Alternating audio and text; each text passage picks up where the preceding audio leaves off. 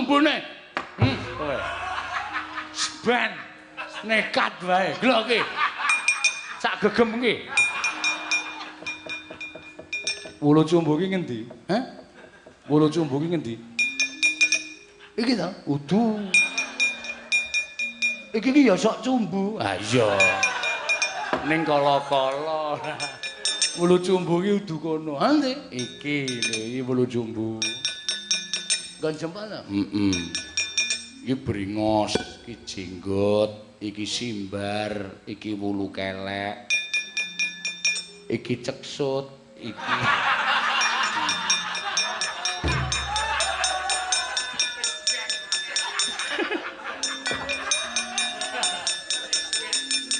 Wulu cumbu ki cedhak karo ceksut. Nah iya.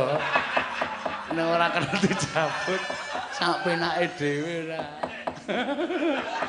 Prastiwi ngerti artine kok ngerti kaya cah.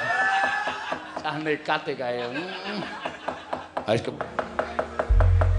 Dimas mandeg dhisik. Aja nganti kesusu lan aja kaget pun Kakang mrepegi kelawan Yayi Antarja.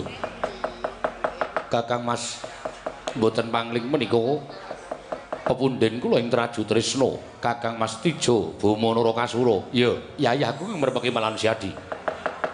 Wigatosipun menapa dene jengandika Kakang Mas mrepeki dhateng jasad kula. Denelan sak sampunipun kepareng kula ngaturaken sembah pangabekti kula kunjuk Kakang Mas. Ya, tak tampa pangestuning wong tuwa tampan ana kula pun dinggo jimat. Yayi, iki mau saya tinggon kunungko lawan lakuning Siadi nampa dawuh timbalaning Kanjeng Rama Prabu Indrawati. Ingkang wigati aku diutus dening Kanjeng Rama Prabu Indrawati lamun kudu menehi ngerti kelawan sira Yayi Antarja. Yen to Kanjeng Rama Prabu iki mau akeh pedamelan sarta kewajiban sing ngurung isa dirampungake. Mula wektu dina iki wanter timbalaning Kanjeng Rama Prabu Indrawati Siadi kadangipun Kakang ing jangkar bumi supaya bali dhisik marang Praja Ngamarta. Matur marang para Pandhawa yen to Kanjeng Rama Prabu ora bisa sowan ning Praja Ngamarta. Awit akeh ing kewajiban iki kudu dirampungake ning Praja Indrawati. Dimas nuwun sewu. Kakang Mas mboten tateges kula badhe wangkal dhateng jengandika Kakang Mas Tijo. Namung wanter sabdanipun Kanjeng Prabu Indrawati bilih kula kinenteng nggawa wonten ing alun-alun. Nadyan taunana windanana kula mboten badhe wangsul wonten negari Ngamarta menawi dereng pikantuk keterangan ingkang gumathuk tuwin Kanjeng Prabu Indrawati dereng kepareng tedhak wonten negari Ngamarta. Duh nyana cerak nyana kula winastan satunggiling putra ingkang mboten saged ngrampungi pakaryan. Langkung-langkung kula temtu ajrih kaliyan dukanipun Kanjeng Rama ing Jodipati tuwin Kanjeng Prabu Ngamarta. Yayi, pun Kakang Kandha kaya mengkene iki sayekti minangka badal wakiling Ratu Ndrawati. Pun Kakang Kandha kelawan Siadi kaya mengkene iki sayekti minangka dadi badal wakiling Ratu Ndrawati. Mula yen to Siadi wangkot Siadi wangkal ora gelem bali marang Praja Ngamarta. Pun Kakang kaparingan Purbawasesa mingkari dalan loro, Siadi gelem bali apa ora? Nuwun sewu, menawi kula purun wangsul ateges Siadi njunjung derajate kadang tuwa lan bangun miturut marang apa perintahing kadang tuwa. Nanging menawi kula mboten purun wangsul wonten negari Ngamarta, kados pundi Kakang Mas? Yayi, pun Kakang kaparingan Purbawasesa kudu mbalekake Antarja kanthi cara apa wae. Jaja muntap lir ngetap duka yayasinipe netra kocak mundarandir.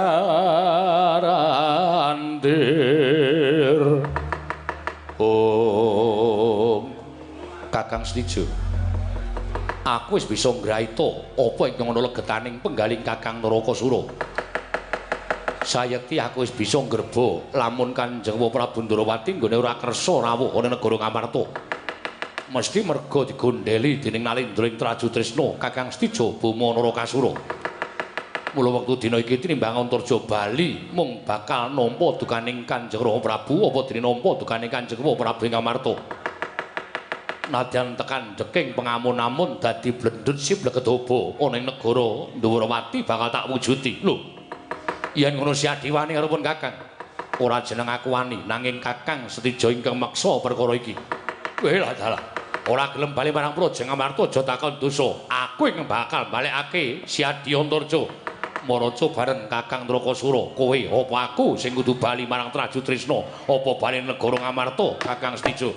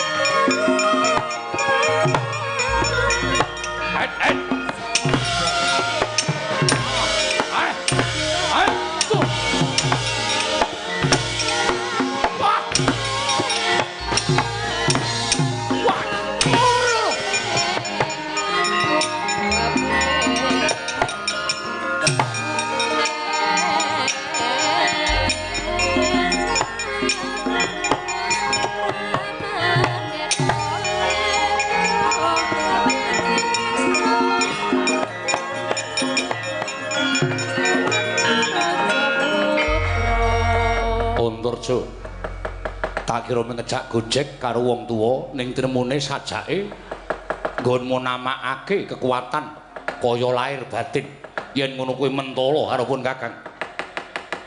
Apa kira-kira Siadi iso nrenggalangi marang daya kemandiringipun Kakang? Siadi iki putuning dewa, aku ya putuning dewa. Ketiban daya kemandinku ora gladran. Jaluk banyu aku meguru karo kowe 20 taun. Antarja.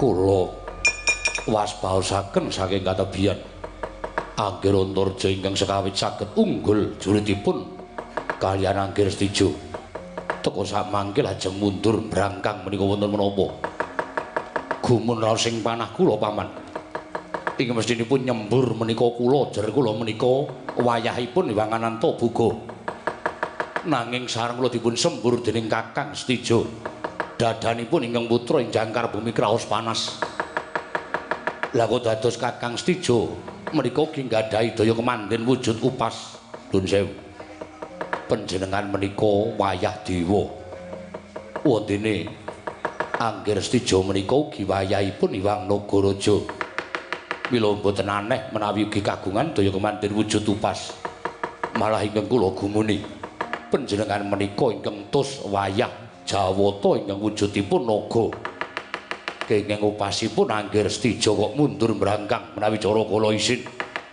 dipun wales mawi daya kekuatanipun Anggir Antarja ingkang wujud upas anta menika digdaya dipun tamakaken menawi ngantos Kakang Stijo mangke alit mboten enget agengipun pejah mati ya wis lho panjenengan menika rak pamanipun to rak wau sampun kula sampun dados tiyang bebas tegesipun tiyang bebas kula menika sampun boten dados Senopati Ndarawati sebabipun amargi sinuwun Ndarawati ngrencangyat majanipun mila kula boten cocok kula boten mathuk nek bakartinipun sinuwun Kresna menika nalisir saking angger-anggering kautaman kula boten ajeng dadi Senopati Ndarawati kula sampun dipun lereni le dadi Senopati kula nggih pun boten dados patih lho nggih nek wonten lowongan kula dilebokke nggih. Oh ngaten paman nggih. Mila sampun ngantos tida-tida mati ya ora apa-apa, tibane Upasanga mati dening aku Kakang Stijo.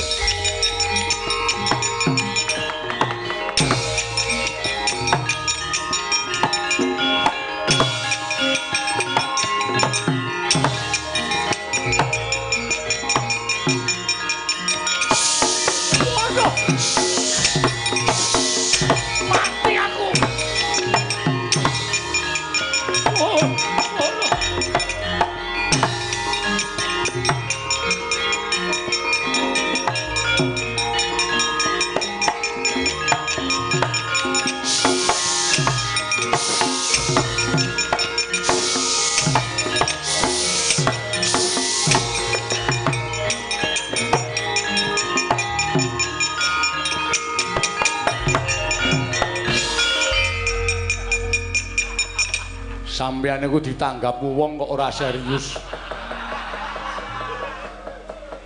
Kok mboten serius pundi wae Udawa. Perang niku rak ya sing tenanan kok ming. Anggere sampeyan Anggir Stijo gletak, Anggir Stijo sampeyan gletak. Senengane kok ming ngapusi wong. Perang kok ming kaya gusah kucing. Nai menika ndawahaken daya kemandhen. Lajeng dos pundi nggih? Nyatanipun kula adu pas kalian Kakang Stijo. Oh Patih.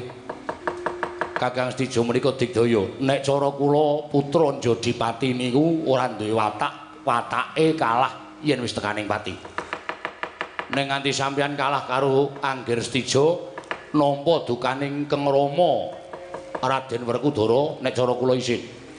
Selagine ingkang rayi nek ana perkara karo Ratu Trajutrisna mesine dawuh Gatot ora iso ngalahke kakangmu Trajutrisna Pak gecek ndasmu niku Keng Rama inggih wa lah inggih napa sampeyan ajeng kalah karo Keng Rayi Keng Rayi nek mungsuh Raden Stijo kemawon lahir batin apa kakane ora lahir batin dumugine pejah badhe kula lampahi maju malih nggih sendika ngeslaken dawuh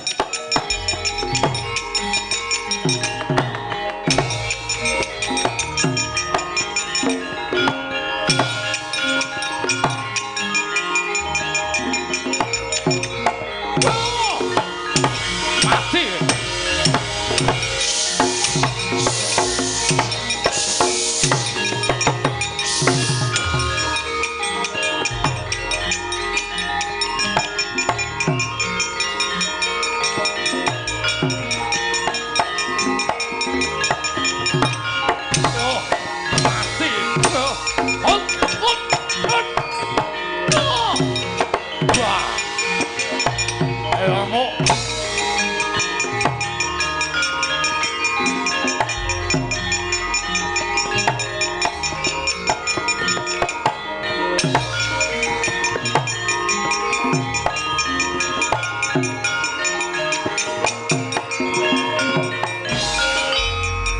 Wong salwangsul mundur. Wong salwangsul mundur.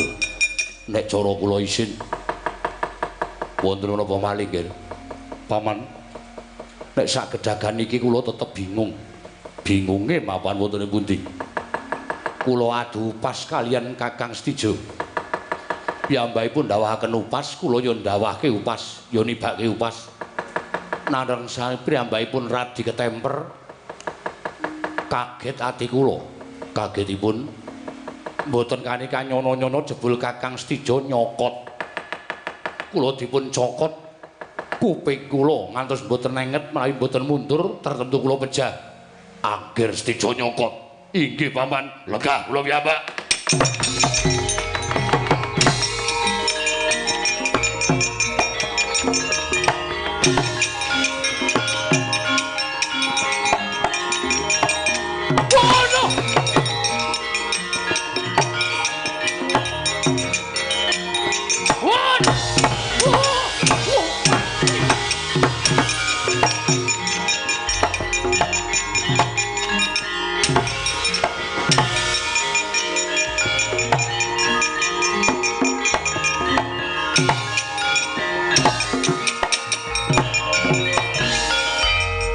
Sen nggih. Anak ratu dik kondang kok nyokot. Rampungi dhewe. Padane aku wedi. Batin pancen sencaki ngewangi Antarja. Nek Antarja le perang mung suwe culika tumindahe sencaki ora trima. Nek perang ki adu atos sing balung leting kulit kok nggunakake siung. Cah bagus-bagus kok nyokot. Turun bapakne. Mula bapakne bojone telu. Sithik-sithik nyokot, sithik-sithik nyokot. Ayo, tangyo legane atiku. Sencaki sepel. Sing turun bapakne sapa? Nika napa? Lare kan nika. Setyaki. Setyaki. Lho wonten dawuh. Ayo mrene. Mrene. Wonten dawuh. Aku tak takon karo kowe. Iki sapa? Angger Stijo. Anake sapa? Anakmu. Lho. Putramu. Iki putraku, kowe kuwi pamane, kowe iki adikku. Lah kok dadi kowe nuthuki Stijo sak penake dhewe iki karepmu piye? Karepmu piye? Mboten pripun-pripun. Kok ora piye-piye dasarmu apa? Dasar kula wis dudu Senopati Ndrawati. Tegese kula wis dudu adi sampean. Nek dudu adine njata sapa-sapa bebas. Lho. Bebas piye? Iki anakku, nek nganti kowe miloro anakku bapakne ora trima. Lho, nek bapakne ora trima ngejak apa? Lho. Semangkean. Sesuk mulai iki nek ngajari anak nek perang ku ora iso nyokot. Angger Stijo nyokot, Angger Antarja mundur. Kula nek ana wong sing tumindak elek perang kok licik ora seneng. Ngerti ora? Ketap-ketip. Sebelekke. Angger isih nyokot diterono. Graji siunge. Mboten perkara pripun-pripun, ning sakniki Sencaki wis wong bebas. Wis dudu Senopati Ndrawati. Mula sapa sing ora mathuk, sapa sing ora cocok karo penemune Sencaki. Sampeyan ngerti watake Sencaki. Jatosi.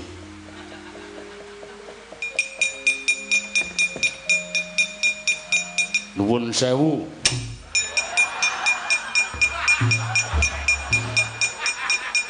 Kok sik Udawa wonten dawuh.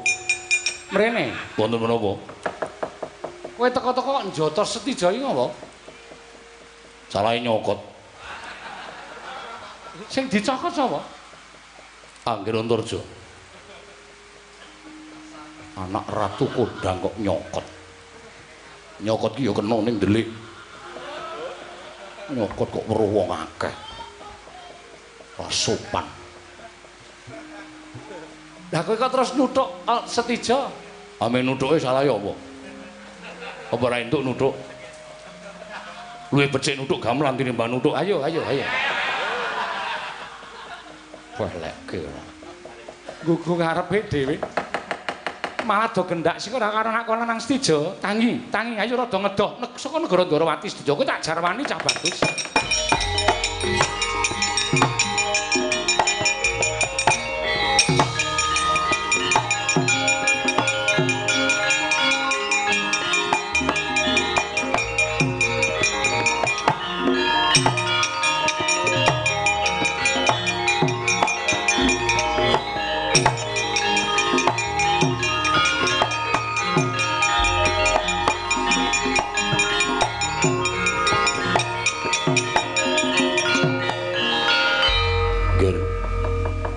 Menika boten perkawis ingkang entreng nanging tumrap kula menawi jengandika Anggir Antarja menika badhe ngentosi Sinuhun Prabu Ndarawati Taunana Windanana boten badhe kelampah. Nggih, Paman. Kula ngertos bilih Kanjeng Prabu anggenipun paring dawuh kaliyan ingkang putra ing jangkar bumi sayekti namung Arya Pawadan. Anggenipun saged kaliyan ingkang putra inggih menika Kakang Setija Bama Narakasura. Saenipun Anggir Antarja kundur dhateng negari Kamarta.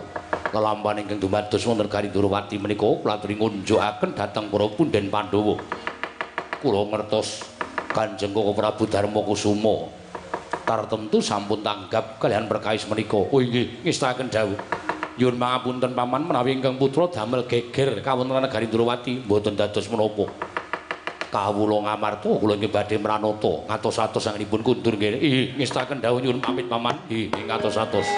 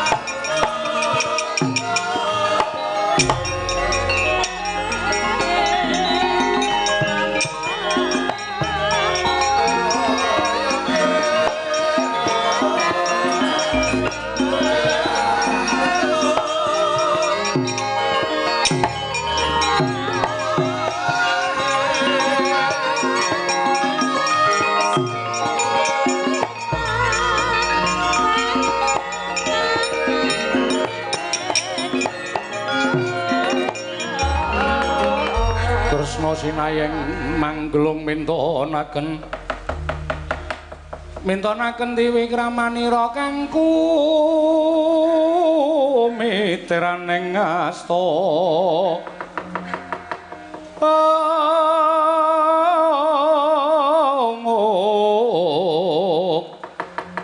kang kumitiraning asta aneng asta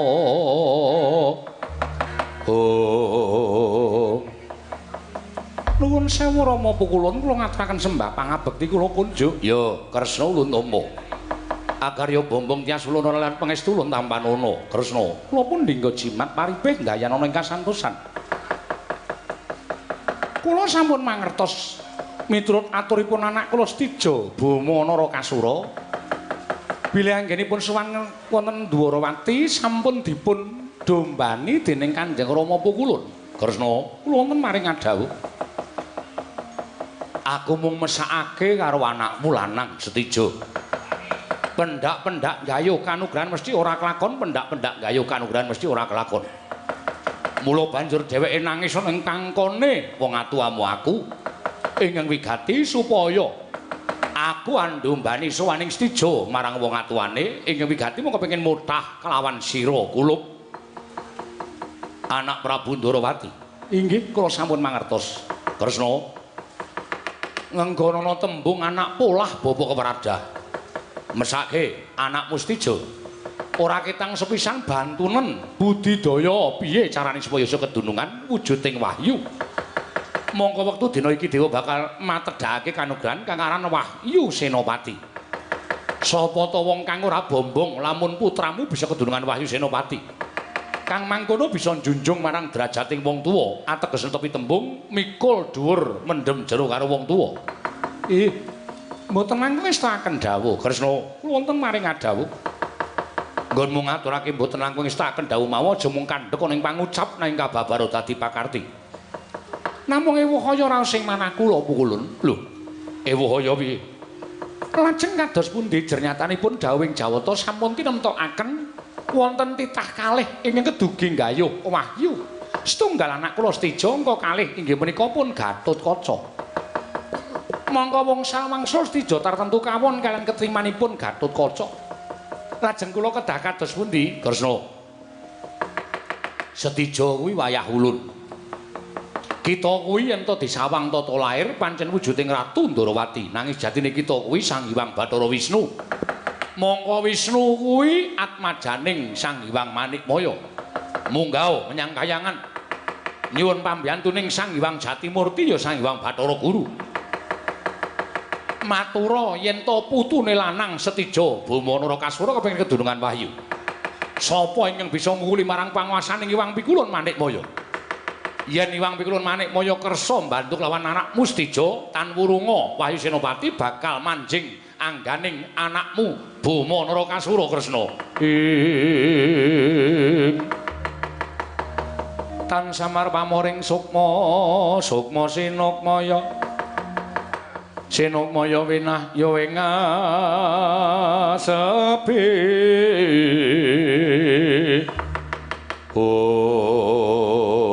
Jagat isane ngubut ora wayatra jagat. Mekaten Bu Kulun. Ya. Oh inggih. Menawi kula mekaten dinten sak mangke kelalana kula nyuwun pamit. Kula badhe minggah wonten ing Kayiwangan Suralaya. Kula badhe nyuwun pambiyantunipun Hyang Pikulun Manikmaya. Ya, sing ati-ati. Lajeng paduka Bu Kulun. Aku tak ngenteni ing tapel wates negara ing Ndarawati kene. Sawise kowe entuk kabar, kepiye munggo Bu Kulun Bathara Guru nggone sak biyantu kelawan Setija nayogyani apa ora? Matur marang panjenengan ulun, non ngestaken dawuh kula nyuwun pamit Rama Bu Kulun, sing ati-ati aja kaya bocah cilik. Setija gedhekno atimu. Pun Rama mbudidaya ya nggir anakku bocah bagus Setija Bama Narakasura. Lho niki Kanjeng Rama.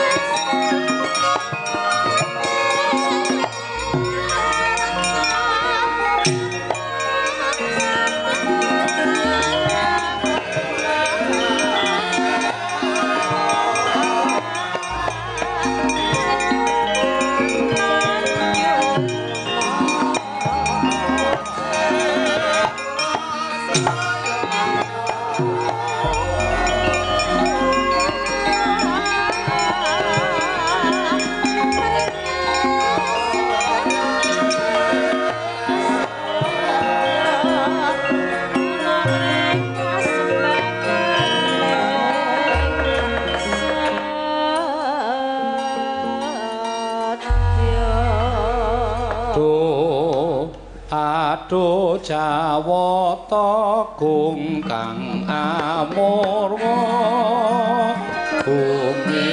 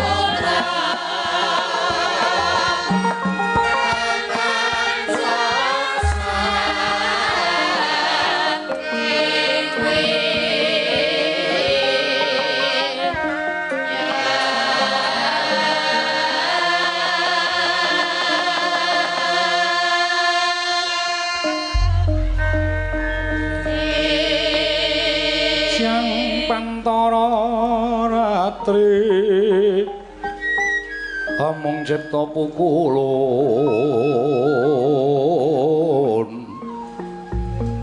ong tanana liwan kaeksi mila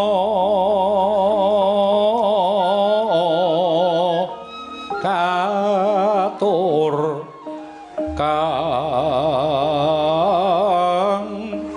cundha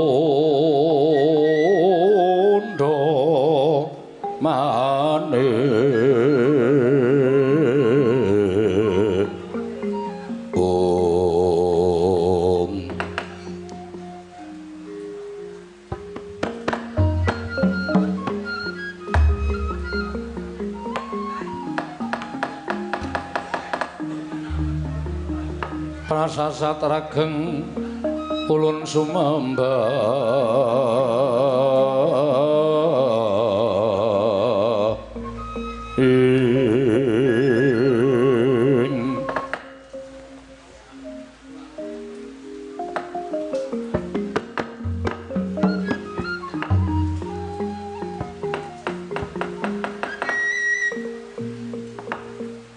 Mastu Nomo Sidam Skaring Bawana Langgeng Kakang Narado Kakang Resi Kanika Putra kencang laru dayang pak pong mbok boleng kali cedhe sapa sing gawe punapa iki mila mboten aneh menawi kayiwangan ketaman goro-goro panas sunduling ngawiyat mboten pangling menika sawanipun titah pujangkara pun Kresna ing abyantaning ngarsa ulun Kakang dalah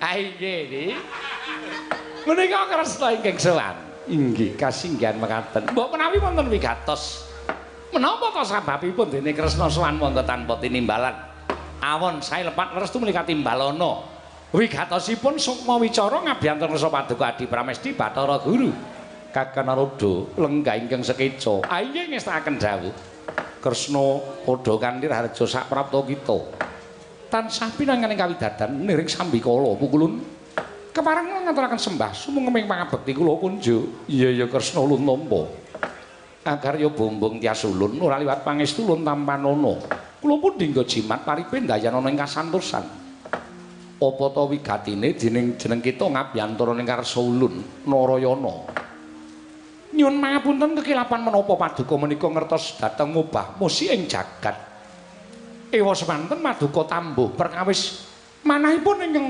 putra ing Dwarawati Kresna kula paring adhawuh nadyan ulun ing priksa nanging sayekti luwih becik lamun ulun nyuwun priksa kelawan jeneng kita haywa nganti lamun luputing pandhakwa ulun mboya mbebangeri kelawan asmaning dewa iya ulun menawi paduka ndangu dhateng menapa wigatosipun sowan kula menika mboten sanes kesabun namung nglarapaken dhateng pejaget sang kula ulun lho apa ingin dadi kewajiban kita ning jagat kuwi durung paripurna teka kita nglarapake kelawan pati urip kita ana ing ngarsa ulun inggih amargi kodeng raos sing manahipun ingkang putra inggih ingkang wayah ing Dwarawati menawi sibut kula menika wayah jer kula menika titah semantah nanging menawi kula menika nyebut kula menika putra paduka jer lenggah wonten ing singasana Sang Hyang Bathara Wisnu menika putra paduka pukulun iya ora dadi ngapa Kresna inggih mboten sanes kejawi namung amotahipun wayah paduka pun Setija Bama Narakasura ingkang kacariyos Jawata badhe matedhaken inggih menika ingkang winasten Wahyu Senopati mongko adreng anak kula Setijangipun kepengin gayuh wujuding Wahyu Senopati pukulun marambah makaping-kaping Setija tansah gagar wigar anggenipun gayuh Wahyu tartemtu kawon kaliyan Gatotkaca mila dinten sakmangke tumunten sowan dhateng negaring Dwarawati ingkang wigatos nyuwun senjata pitulung dhateng ingkang putra pun Dwarawati inggih Kresna supados kula puruna sakbiyantu dhateng bot repotipun anak kula pun Setija pukulun ngemuti bilih Setija menika yoga kula piyambak menawi wonten menapa-menapa ing tumanduk dhateng anak kula tartemtu kula badhe ngraosaken mila Dinten sak mangke mboten ketang geseh tuwin radi mengeng dhateng adeg-adeking Nata Ndarawati paling paksa kula kedah nuruti dhateng pamuthaipun anak kula pun Stijo. Sabab apa kita dadak sowan marang Kayuwangan? Inggih, krana Stijo menika wonten sambung rapetipun kan Paduka Hyang Adipukulun. Sambung rapeting Stijo lawan panjenengan ulun. Stijo menika atmajipun Nata Ndarawati. Mongko menika putranipun Dewi Pertiwi. Dewi Pertiwi dhaup kalian Sang Hyang Bathara Wisnu wekasan peputra Stijo. Wisnu mapanangganipun ingkang putra ing Ndarawati. Mila mboten namung aneh menawi Stijo menika kalebet wayah Paduka piyambak. Menapa mboten badhe banger bacin asmanipun Sang Hyang Jagat Giri Pratingkah menawi nampil raosanipun para titah ingkang sampun mangertos bilih Stijo menika wayah panjenengan namung badhe nggayuh wujuding wahyu kemawon teka mboten kasembadan. Menapa mboten ateges Stijo mangke damel kucem asmaning kadewatan Paduka Hyang Adipukulun manik waya pukulun.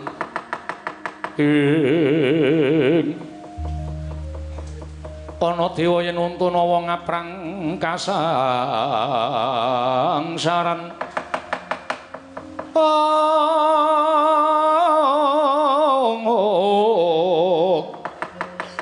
Yen Untanawa ngaprang kasangsaran.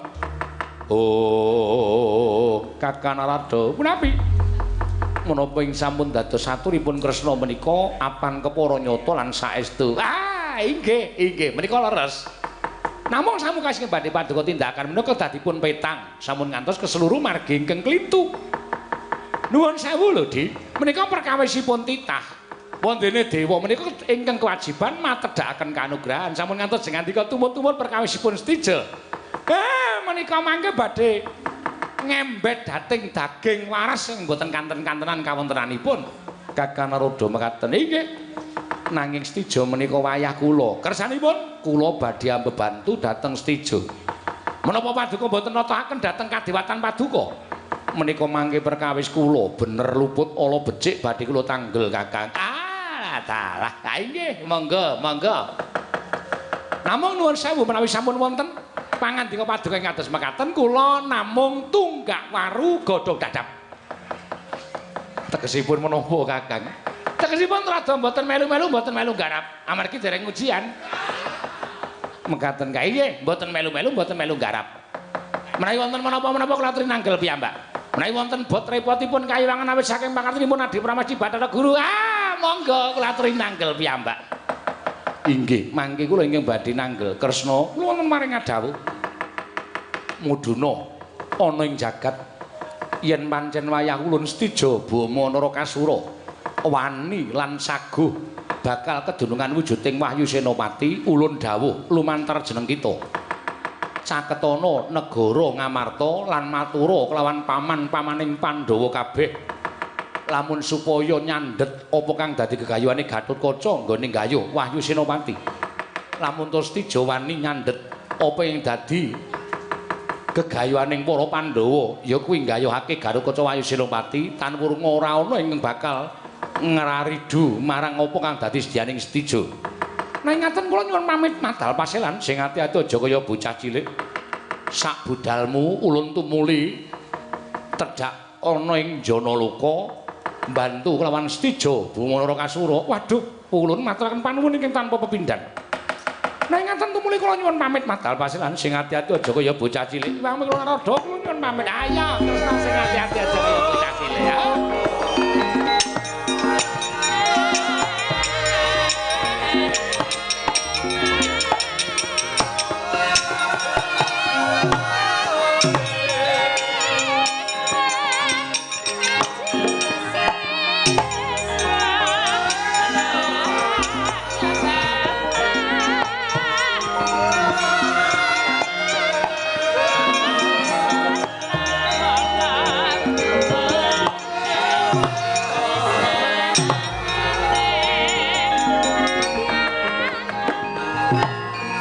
Pundi tadi? Mesinipun Adi Guru menika pados margi ingkang mapan wonten ing tengah-tengah. Tegesipun kedah adil dhateng titahipun nggih Gatotkaca ya Stijo. Aja terus panjenengan terus ngrencangi dhateng menapa ing dados gayanipun Stijo. menika mangke menawi kawanguran dening titah dinakwa Adi Guru menika cawonten mboten saged adil tumrap titahipun. Adil kalian mboten menika gumantung petanganipun piyambak-piyambak Kakang. Ah, wis. Anggere sembreng kaya ngoten niku kok saya angel dielekake. Ayo monggo, monggo.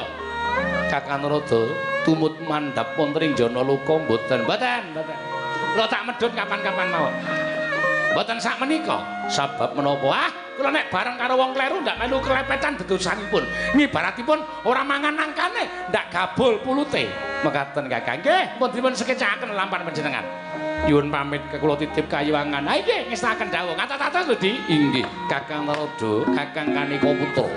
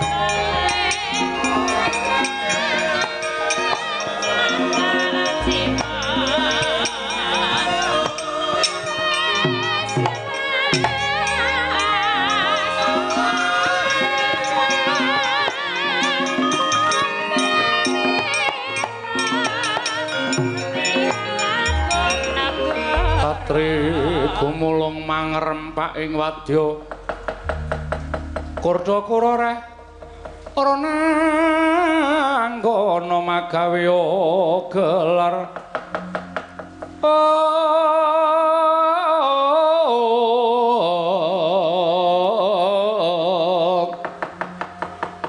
ora nanggana magawe gelar ira wang-wang jagat Dewa Bathara jagat pangestu ngoro. Kresna, Kresna. Piye Kresna kabul kawusanane nggone rasawan ana ing Kayuwangan. Inggih, Pukulun. Antuk berkah pangestunipun Maduka Kanjeng Rama Pukulun. Iwang Pikulun naga raja sampun paring pangestu dhateng kula. Stijo wonten dawuh, Eyang. Mara kakek rungokno dawuh wong atuamu. Yen tangganu bakal nggayuh wujuding Wayu Senopati mau ora mung Puneyang lan ramamu Ndarawati ing Sabyantu. Nanging bakal dibantu dening eyangmu Sang Hyang Jagat Girinata. Yen lumah bakal kelakon, nggih. Waduh. Ngaturaken panuwuning tanpa pepindhan. Dene Hyang Pukulun manik kaya sampun kersa Sabyantu dhateng kula. Stijo wonten dawuh. Ning aja enak-enak kapiye nak ya, nggih. Wanter sabdaning Hyang Pikulun Manikmaya lamun dina samengko saya enteng lan saya gampang nggonmu bakal kedunungan Wahyu Senopati. Lamun saiki kowe wani sowan ning negara Ngamarta lan matur karo paman-pamanmu Pandhawa supaya nyupet gegayuhane nggone bakal ngrebut Wahyu Senopati lan nggayuh Wahyu Senopati. Yen pamanmu Pandhawa kleren nggone ndombani Garukaca dengan Wahyu Senopati, nggih. Dinten menika Rama. Iya, saiki nyuwun pamit tambahi pangestu.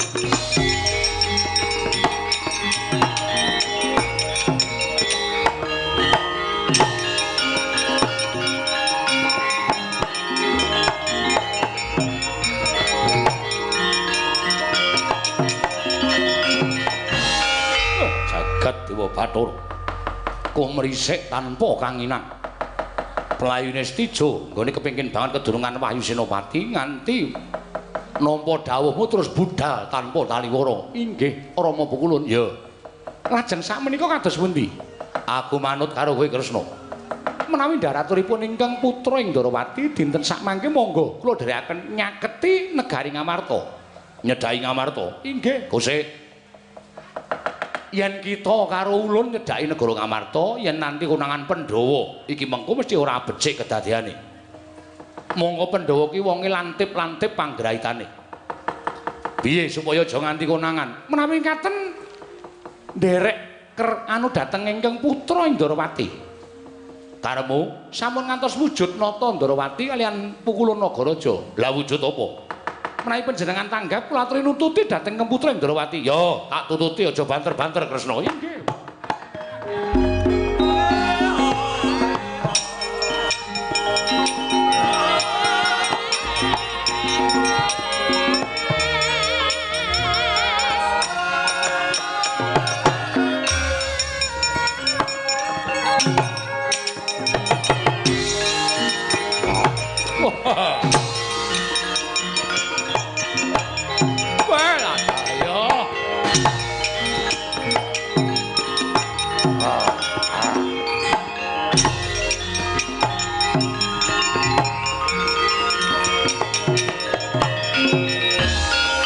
Pandhawa tata gati Wisraya tutuk mengolir kuasela mangleng jangga ringah jangga ring kanthi wujud mekaten menika tiang-tiang Pandhawa boten sami priksa. Sing kandha sapa? Arep wujud kaya ngene iki nek wong Pandhawa kuwi wonge lantip panggraitane. Luwih-luwih ragil Pandhawa sing jeneng Sedewa kae. Arep wonge ora tau tampil ke muka. Ning kae pinter waskiteng SD, kae wonge lantip panggraitane. Kanjeng Rama Pukulun sampun ngantos gadahi panyokra boyo kados mekaten. Ingkang wigati to dipun cobi langkung rumiyin. Dijajal inggih. Yen ngono piye iki? Kula magem nami Kala Yaksendra. Ya, aku tak Yaksendra Kala. Lho. Kok namung dipun walik. Wis rasa kangelan golek jeneng pokoke kowe Yaksendra Kala, aku Kala, kowe Kala Yaksendra, aku Yaksendra Kala. Ngambah Dirgantara. Ya, ngambah Dirgantara. Ngawat-awatil pelajaripun Setija. Ayo tak tutke. Monggo kula dherekaken Rama Pukulun. Ayo aja nganggo Rama Pukulun. Mengko ndak ketuntu.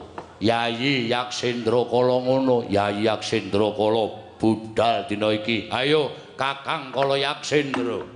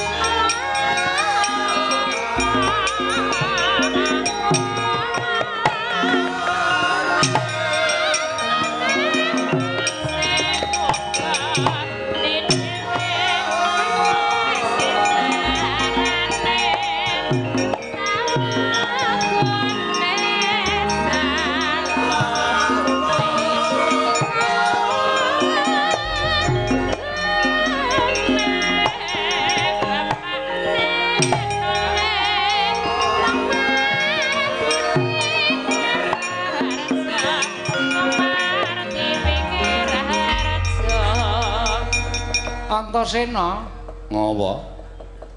Sirah kok dikekepi ngopo? Migren.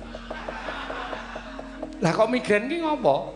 Aku ki nek ngetutke pepundhen liyane iki seneng. Ngetutke bapak kae ora ketang bapak ki wong ora tau omongan ning mesti dawuh sik. Antasena. Ayo melu aku. Ning ndi, Pak? Ning alas mangkat. Ane iki melu sampeyan makku cilik sing tak tresnani.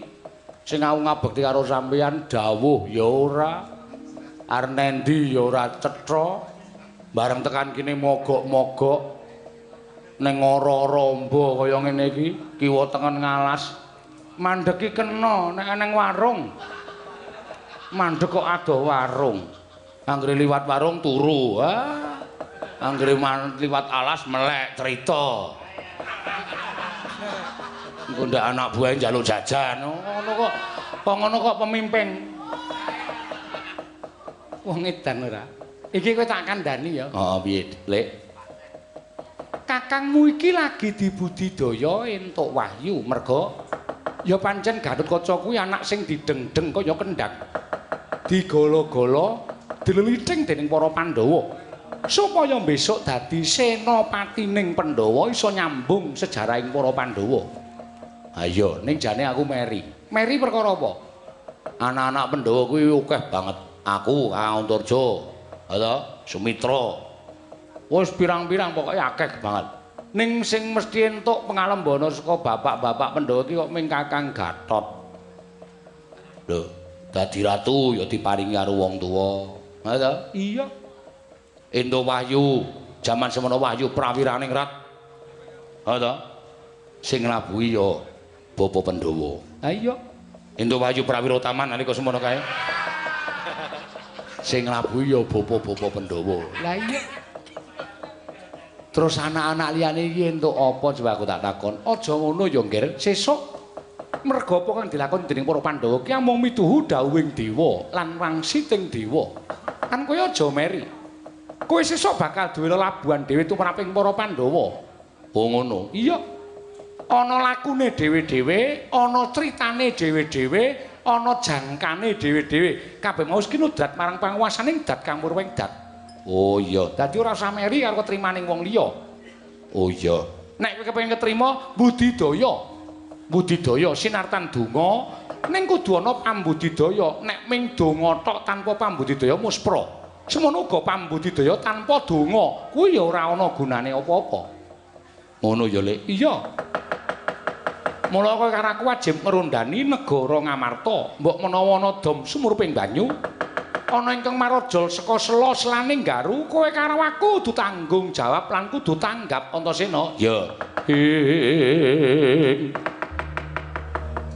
Tan samar pamoring sukma sinukmaya. Sinukmaya winah ya wingasepi. Lho. Lah kok bareng aku nyawang dhuwur ora pangling Antasena? Piye?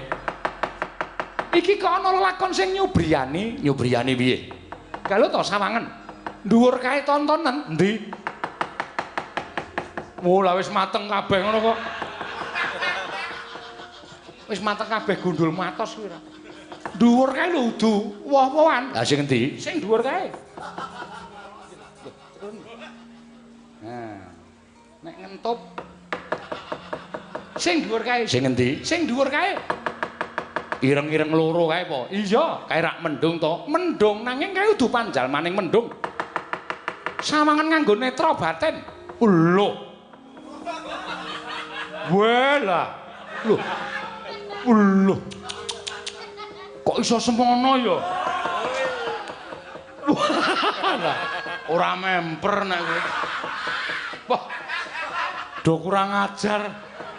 Aku dadi andang semono lho. Endi to? Ayo to, pelem to. Oh lah. Wong edan ndelok tak totok kowe. Ndelok tak totok. Totok adine bodo. Udu.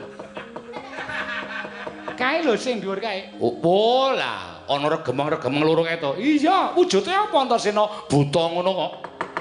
Buta lak laire, batine mbuh. Kon nonton nganggo batin. Iya.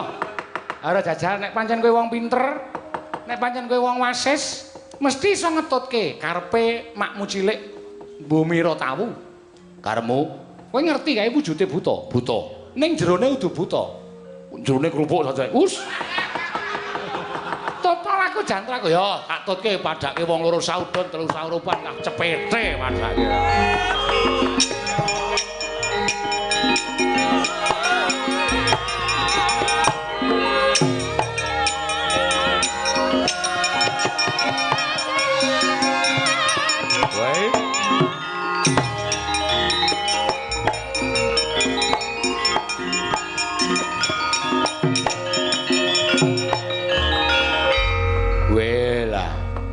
Kok salin wa ireng, Lek. Lah kowe nek ngerti tenan mesine kowe rasa dadak takon. Ayo, kowe saiki arep salin apa? Gage nek pancen kowe anakku sing pinter dhewe arep ora iso basa, ora iso ndodhok, ora iso tata krama, ning pinter tututono karepe makmu cilik Bumira Tawu. Ya, tontenen ndak dikira cah goblok aku.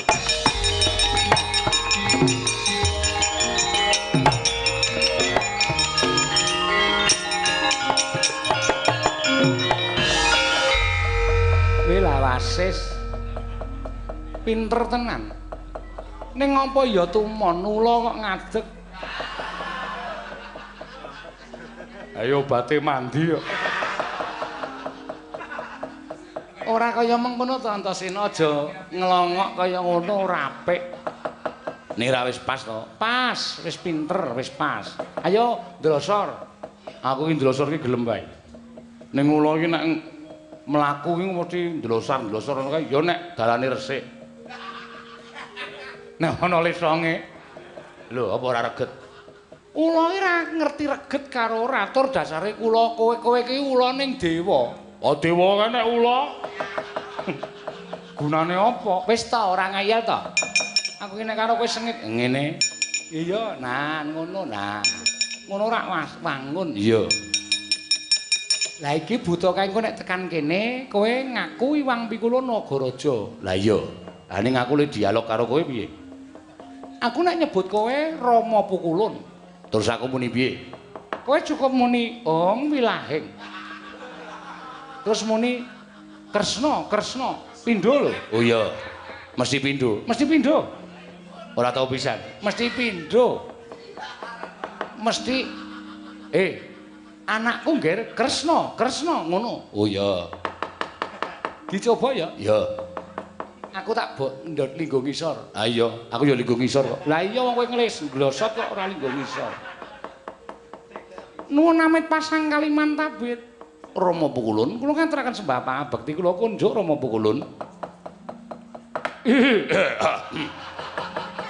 Kuwi ngapa kuwi? Dehem sik ya.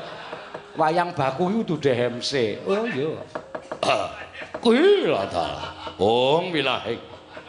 Awikna mastu purnama sidhem. Awikna mastu silat mingguang jagat karana siran tandha kawisisaning bisana panggung sang. Kuwi rak janturan. Om Wilahing tok. Om Wilahing. Ana apa Kresna? Ana apa? Kresna. Lah. Wangun. Lah iya, Kresna. Lah iya.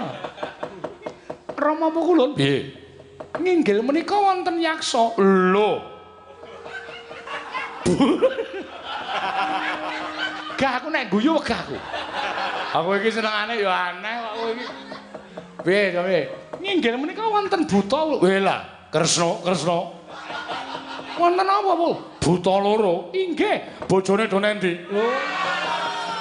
Ora bojone. Lah Pak to. Ah, wis ora sah. Gak aku tak tinggal lunga lho kowe. Ya ora. Sembrono senengane.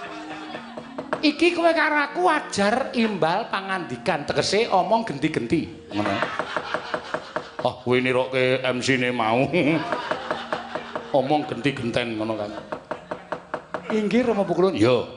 Yaksa kalih menika dipun cegat wonten niki kemawon Pukulun. Ya, Kresna wajibe dicegat wae. Kresna. Inggih Rama Pukulun matur lenggah wonten wingking mriki Rama Pukulun. Ya, Kresna. Ngestake dawuh. Lenggah mriki Pukulun. Ya, Kresna. Ya kadang kala pisan wae. Moh, aku nek ora pindho moh. Kresna. Inggih, monggo. Ya, Kresna.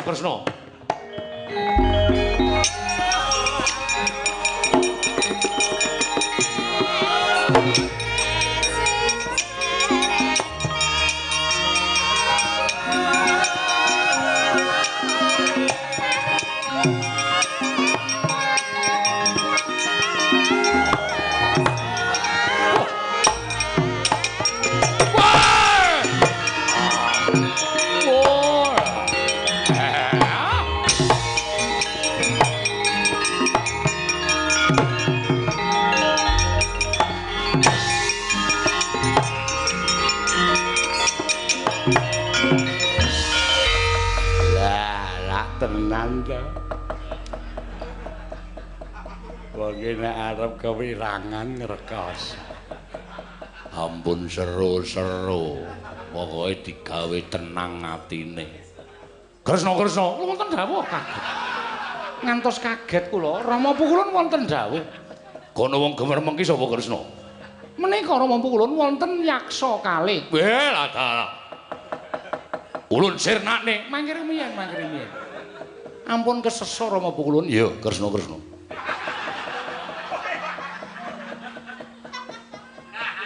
Ya mulih ya. Aku kok tratapan ta iki. Sabar mawon. Ana yaksa loro sapa? Takon karo aku. Iya. Aku Degya Kala Yaksendra. Sing mburi sapa? Yaksendra Kala. Balik kowe sapa ngaku wae? Lho, lah kok aneh. Aneh piye? Wong sak donya iki tepung karo aku kabeh. Lah kok dadi kowe buta kok ora tepung karo aku nek ngono lemu dadi buta durung suwe iya. Mutar. Kresna aku suwe. Inggih.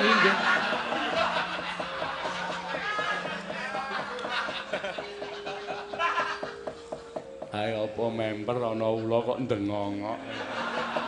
Ula siapake?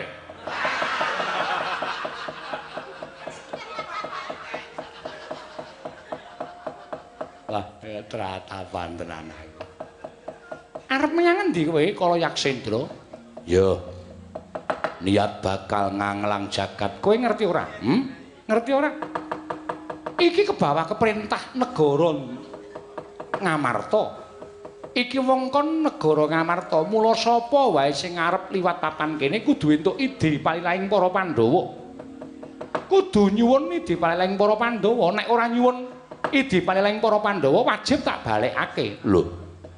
Aku ngambah dirgantara. Dhuwuring bumi, ngisoring langit Ngamarta kuwi ana tapel watese, aja ngawu gawar ngawur. Lah terus kowe kudu bali. Yen aku meksa mbacut, apa kira-kira kowe wani karo Nata Ndarawati? Kresna, kula wonten maring adawuh. Wonten maring adawuh piye? Butane gelem lunga ora Kresna?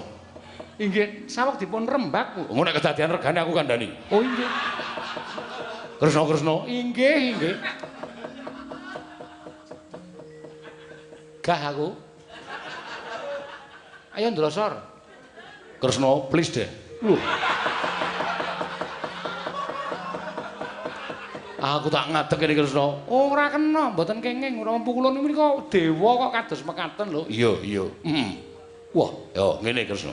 Lah rak ngaten. Yen kowe arep mbacut, kowe kudu ngundurke Nata Ndarawati. Lho, kowe nantang karo aku. Lho mesti wae to wong kowe nerak pacak nerajang angger kok. Apa kowe wani karo aku? Sing tak wedeni apamu? Lena pangendamu hak cokot dadi kuwanda. Wah, tiban pusakaku senjata cakra jeblok wetengmu. Lho, kok sik? Senjata cakra. Iya. Lah apa kowe duwe? Ra yo nyilih kowe sikik. Wah, mlah.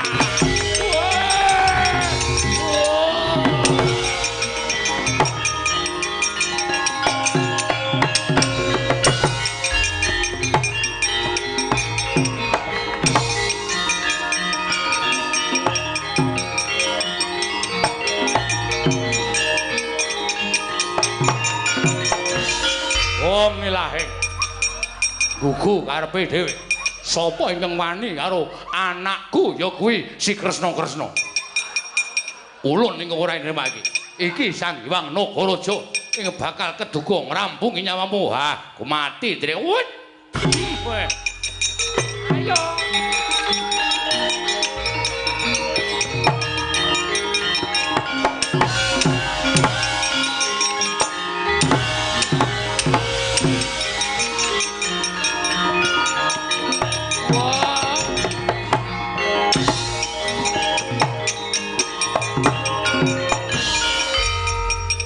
Ora.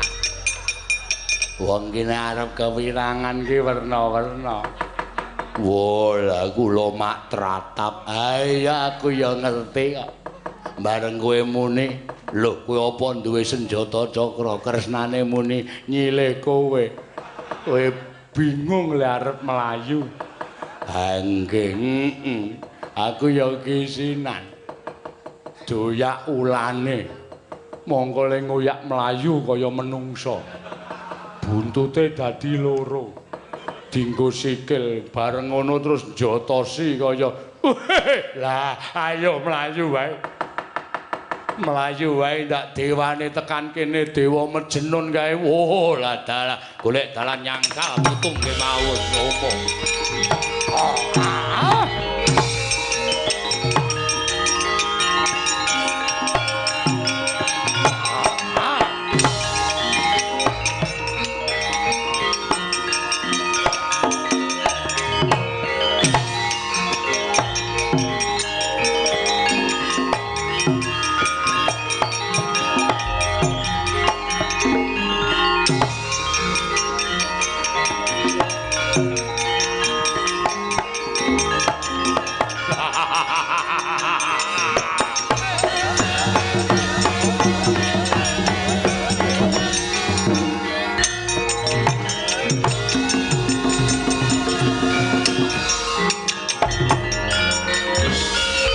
Caidan. Kowe iki ngopo e? Kresna. Wah. Ora caturan. Saking senengku Kresna, butane tak jotosi. Wah. Hop. Konjo awake dubeng-ubengke ora. Antasena, piye Kresna? Hus. Wis rampung. Lah wis rampung ya salin. Lah ya wong jenenge iki arep butane gila karo aku Antasena. Piye? Nek kaya ngono iku ra ketok banget to sapa sing arep mindak angkara Budi Candala. Lah iya. Lho ngawur. Oh iya. Kowe iki dumeh pinter kok arep dadi sapa-sapa lho. Ha iki mangku dadi apa e? Dadi Ratu Ndarawati. Kok Prabu Kresna kok wae lah Iwang Sukma wis ora aneh-aneh. Ora aneh-aneh kok senengane Iwang Sukma apa. Ah, jan konangan ya Lek. Lah iya. Terus kersane Lek Ragil. Apa ya? Kersane Lek Ragil piye? Ayo, budal marang negara Ngamarta.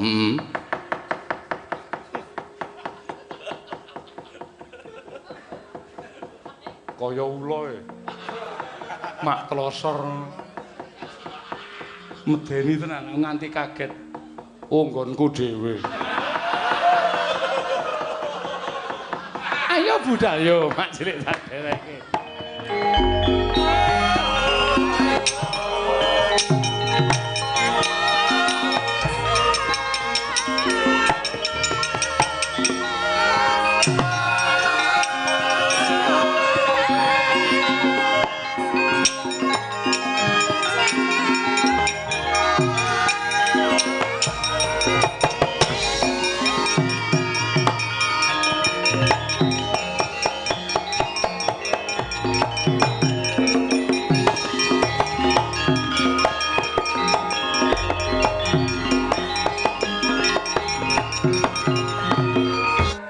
Kadangipun Kakang Yayi Werkudara apa dene sira Yayi Arjuna?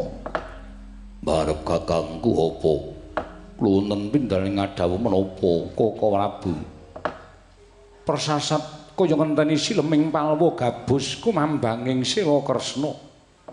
Nggonipun Kakang ngangrantu lawan sowaning Atmajamu Werkudara ya kuwi Siya Antarja.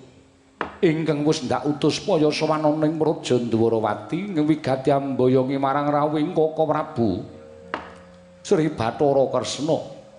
Ewadene dina samengko Atmajamu Antarja wis katon sowan ning Praja Ngamarta. Mongko ora marengi rawuhing Kaka Prabu Ndrawati. Timbalana anakku Antarja Purwamadya wusanane nggone diutus barep kakangku sowan ing Praja Dwarawati. Iya Dimas, Siadi lungguh ingkang prayoga. Ya barep kakangku Ngestuwada. Atmajaning Sun Antarja wis katon swana ning Praja Ngamarta mara gagengger matura marang wakmu ing Ngamarta. Sewu-sewu kalapatanipun ingkang putra Tadhawadana, Wah Prabu. Sawetawis kula sampun kelampan sowan wonten Negaring Durawati lan menapa ing sampun paduka dawuhaken ugi sampun kula unjukaken resanipun Kanjeng Wah Prabu ing Dwaraka.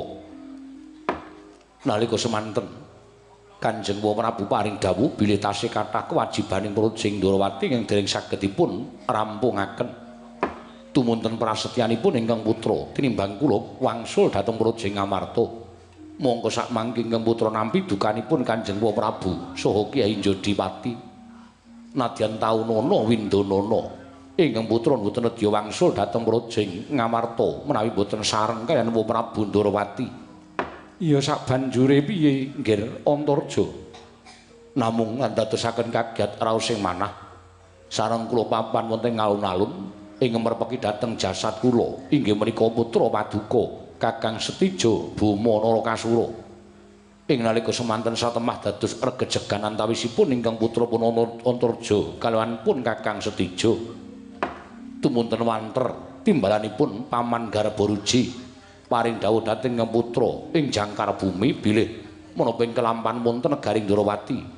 Mugi kula aturaken dhateng paduka Kanjeng Wah Prabu menggah kawontranipun Kanjeng Wah Durawati sumangganipun badhe metang nyatanipun sak mangke Kakang Setijo Buma Narakasura mapan wonten Negaring Dwaraka lan Kanjeng Wah Prabu Durawati mboten kedugi rawuh wonten Negaring Ngamarta Wah Darmakusuma.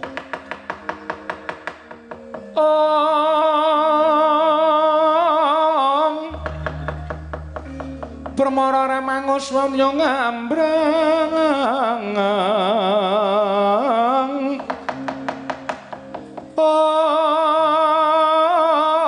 kadi karunaning kasose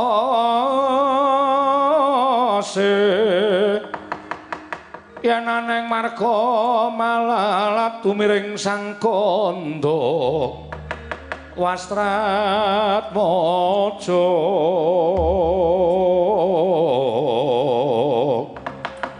leng-leng lalu mangulati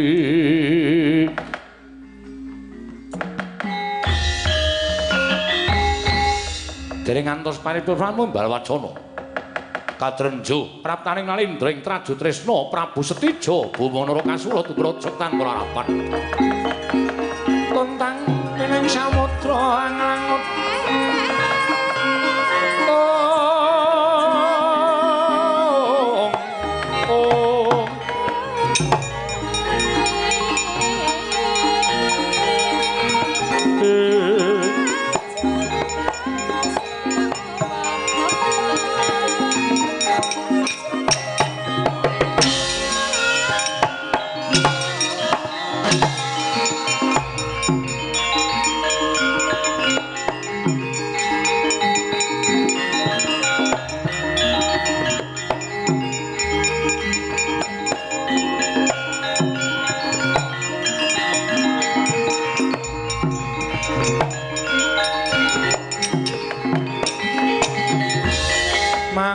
Anggro sesumbar lindhu bumi kunjing kumaluduk kuntur ketup lumembak penyukang kumambang dosang Wisnu Bathara gawe kaget penggali ingsun ora pangling atmajaning sun ing traju tresna sewu-sewu kalapatanipun ingkang putra Tadhawadana paman kula ingkang sumengka sowan paduka paman ing Ngamarta kula ngaturaken sembah pangabekti kula kunjuk Paman Darmakusuma. Ya nggih kula ndak tampa liwat pangestuning pamanmu tampanana kula pun dinggo jimat paribih. Ana wigati apa dene sira sowan mangka tanpa tinimbalan sumengka pengawak bajra. Ana wigati apa kula mara gage matur marang wakmu Darmakusuma. Nuwun sewu. Sawanipun ingkang putrapun Setijo estunipun namung badhe nyuwun kawelasan dhateng paduka paman sakadang kadeyan. Paman Jodipati, paman Panengah, paman Sawojajar, tuwin paman Bumiratawu. Supados sak mangke keparenga suka lilaning penggalih anyandhet anggenipun badhe paring kanugrahan dhateng pun Gatotkaca kadang kula ing pringgondani ngemuti lan kula aturi nyawang dhateng jasatipun ingkang putra pun Setijo paman sampun wangsul wangsul kula menika gayuh kanugrahan ewadene cabaring damel gagar wigar tenantuk karya sak gedhagan menika kula sampun nampi sasmitaning Jawata bilih nalindring Traju Trisna ingkang putra pun Setijo Bumanara Kasura pinaringan kaludhangan nedya gayuh wujuding Wahyu Senopati monggo kula mireng menawi para Pandhawa ugi ndumbani dhateng kadang kula ing pringgondani nedya gayuh Wahyu Senopati kula suwun kanthi sanget mugi welasa dhateng ing abdi utawi ingkang putra pun Setijo dinten sak mangke kadang kula ing pringgondani kula aturi ngawon lan Wahyu Senopati kula ing nedya ngukup paman Puntadewa.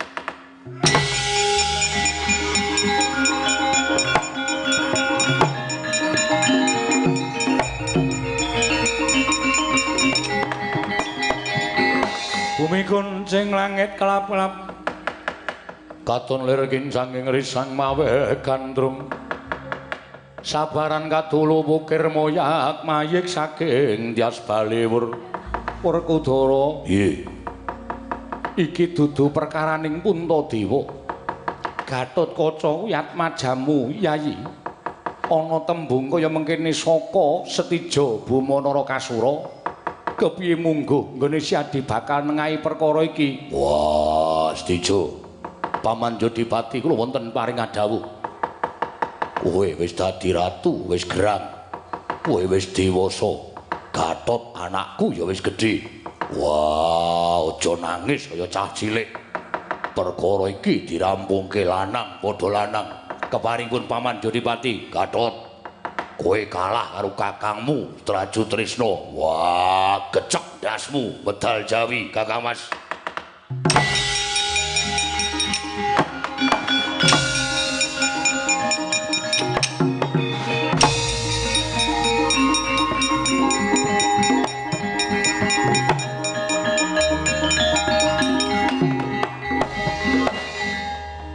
Werkudara kok kaya mengkono nggonmu ngrampungi perkara. Tumraping Werkudara kaya ngene nggonku nglampungi perkara hukuming Werkudara ya ngene yen kowe masrahake karo Werkudara kowe ora usah dadak kakean gunem iki tak tanggunge. Wah, Gatot mudar ya wis ben mudar yen menang hukum kanugrahan ngono wae kok repot.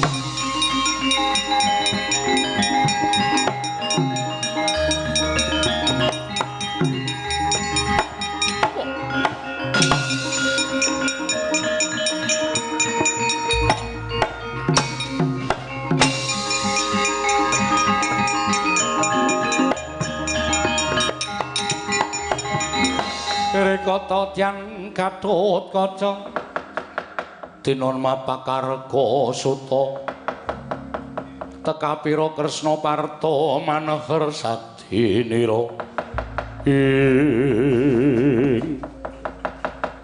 Yayi Gatotkaca ora usah dadak nganggo tata krama Kanjeng Rama Kyai Jodipati kaya mecut rasane anake lanang Kakang Setijo sing tak anggep mulang sarak. Lho, mulang sarak piye? Ingkang mestine wong gayuh kanugrahan aja njaluk kawelasaning wong liya. Pandhawa ndumbani Gatotkaca gayuh Wahyu Senopati. Kakang Setijo ya kepengin gayuh Wahyu Senopati ngibarate kaya wong adu landheping pacul. Nanging aja nangis kaya bocah cilik dapurmu.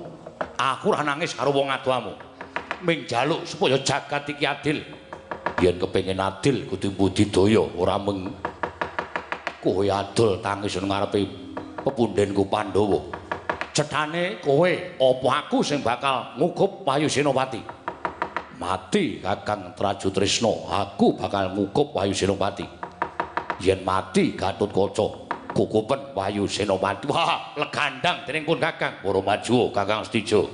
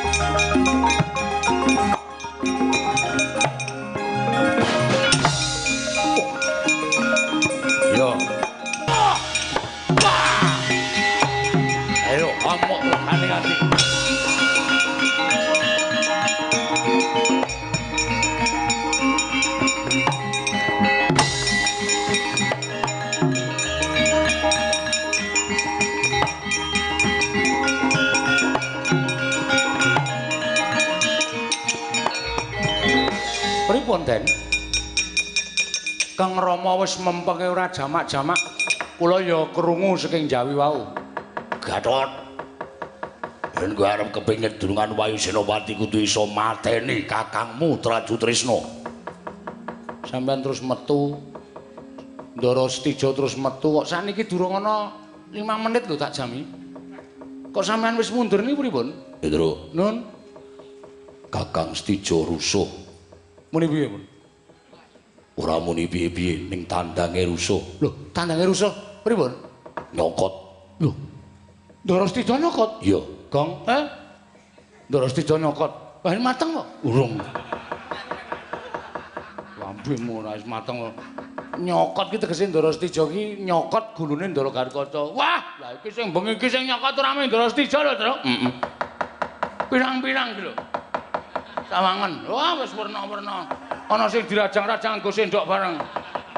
Mbok ya wis semen to iki mesti seneng. Wah, jan kaya enuke rajang-rajang. Heeh. Lho. Ana wong mangan kok ngentut ora. Ketoke katutan. Wus. Padune men sing mangan ra kolu to kowe senengane beda wong mangan ngono kuwi. Tak tilakane aja rasa ditilake. Jijik kok ora. Nuwun sewu Den, sampeyan nek kaget Ndara Stijo niku nyokot niku jane sampeyan niku kemutan mboten? Kelingan apa? Ndara Stijo niku rak panjalmane Nalindra Surateleng nduk nalika semanten jejuluk Prabu Bomantara, nggih napa mboten? Iya. Monggo Prabu Bomantara niku Nalindra setengah buta. Mula ora aneh nek Ndara Stijo niku iso nyokot, merga Ndara Stijo niku ya kedunungan siung. Merga saka kedunungan utawa kenjingan yitmane Prabu Bomantara. Iya, Petro. Nggih. Tur sampeyan ya ora kurang kekuatan. Asta tengen Aji Brajamusti, asta kiwa Aji Brajadenta. Nggih mboten? Iya. Tur panjenengan nganggo wujuding topeng waja. Topeng waja niku ampuh kegila-gila. Meripat sampeyan niku nek nggo mandeng napa mawon, wah ngungkuli Superman. Superman niku iso metu cahayane. Nek sampeyan iso metu banyune, nggih ta? Iya. Monggo nek wis dipandeng apa-apa gunung jugruk segara asat. Wah, ampuh itu. Aku mandeng bola-bali ora tau jugruk-jugruk itu. Mandengmu ora manteng kok. Wis tak panteng. Ya ora ana sing jugruk babar blas ya. Do etel wae. Ayo.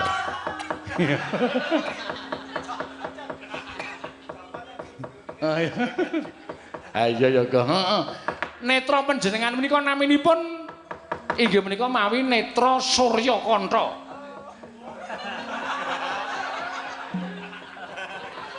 Petro esuk-esuk ini ngomong ora traca. Ora traca piye? Mamune apa kowe? Mata apa? Surya Kantha. Ku gek kurang hurufe ora. Ya wis ming Surya Kantha kuwi. Dititi priksa. Ku gek kurang hurufe ora. Surya Kantha iki nyawang gunung jugruk segara asat.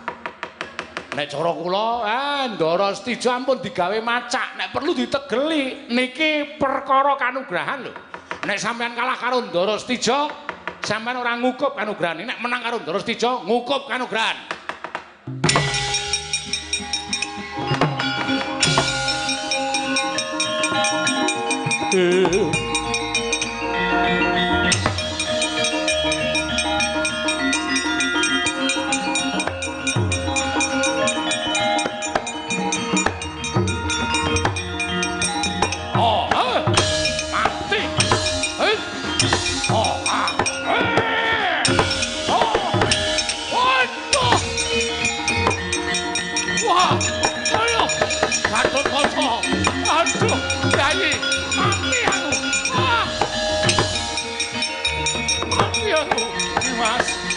Mas, pun kakang jaluk urip Nyai. Pun kakang jaluk urip Nyai. Pun kakang jaluk urip. Awakku panas kaya kobong. Gatotkaca, kowe aja mentolo karo dulurmu. Aku dulurmu tuwa Gatotkaca. Mati tenan aku.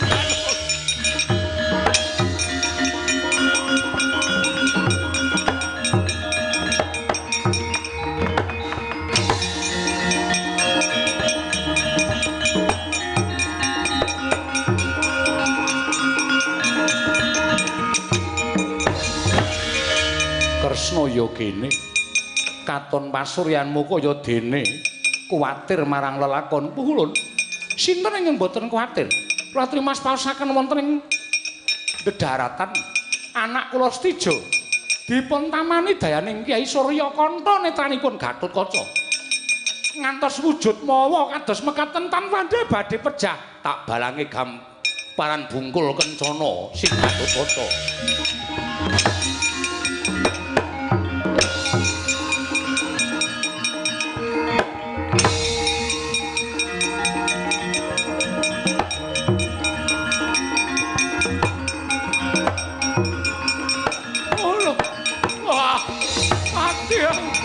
Gatotkaca, aku tobat Yai. Aku njaluk ngapura. Aku njaluk ngapura Yai. Oh. Woi! Ayo, kamu.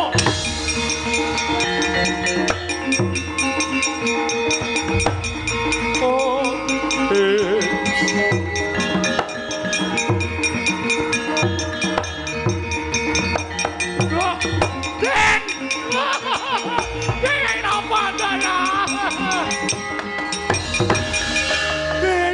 Apa sampeyan kok pasuryane malek kaya ngoten? Petro, ana sing tumindak culika. Topeng waja sing tak agem pecah. Petro, aku dadi wujud kaya ngene. Iki dadi kaya ngoten iku pripun? Mer, semer, ngene apa?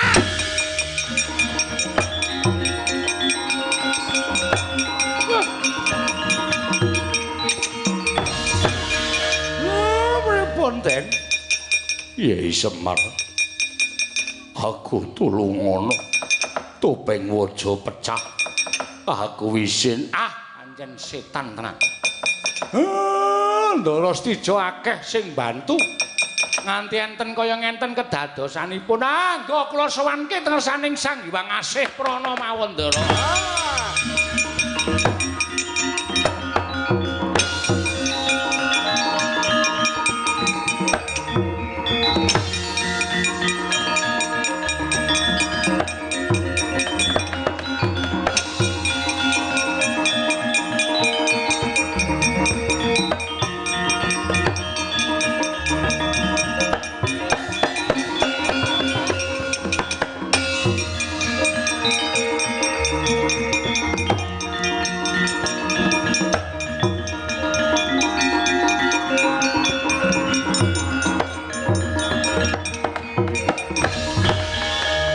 Mareka den prayitna semurene seka balik titiyane Gandayane Ismaya kula pukulun ya kene kananing jagat geger samirebat Wahyu Senopati ya sampeyan Ndara Gatotkaca kali Ndara Stija sami sile ungke genti kalindhik ning enten sing tumindak mboten sae. Dadi Dik, topeng waja niku madal sairing pusaka kok enten sing kawasa mecah topeng waja kagungane Ndara Gatotkaca.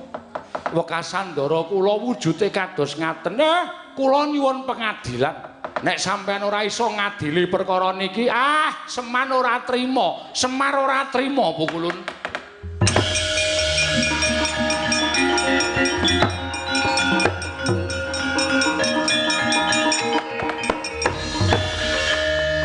Ya to yen mancen kaya mengkono Semar. Merga saka pokal gawening Stija Bima Narakasura. Lan kabeh kelawan ingkang padha ngrewangi pakartining si Bima wekasan ulun ora bakal matedhakake kanugrahan kelawan Bima Narakasura. Nanging Wahyu Senopati bakal ulun paringake kelawan wayah ulun si tetuka ya Gatotkaca. Kejaba saka kuwi ulun uga bakal paring salin topeng waja wujuding topeng perunggu Gatotkaca wonten dawuh. Ayo nderek panjenengan ulun nggih.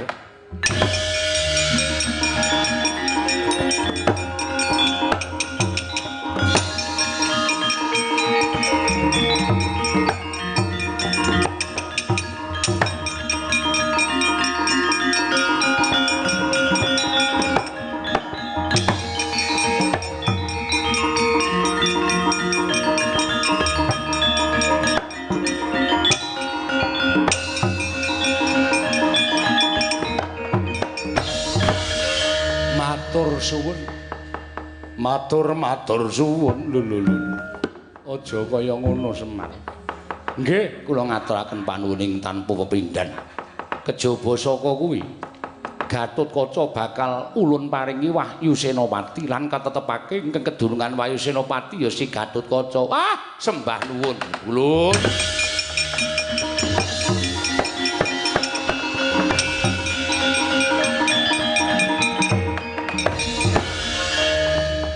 Nanging Gatotkaca kudu bisa ngrampungi perkara jagat.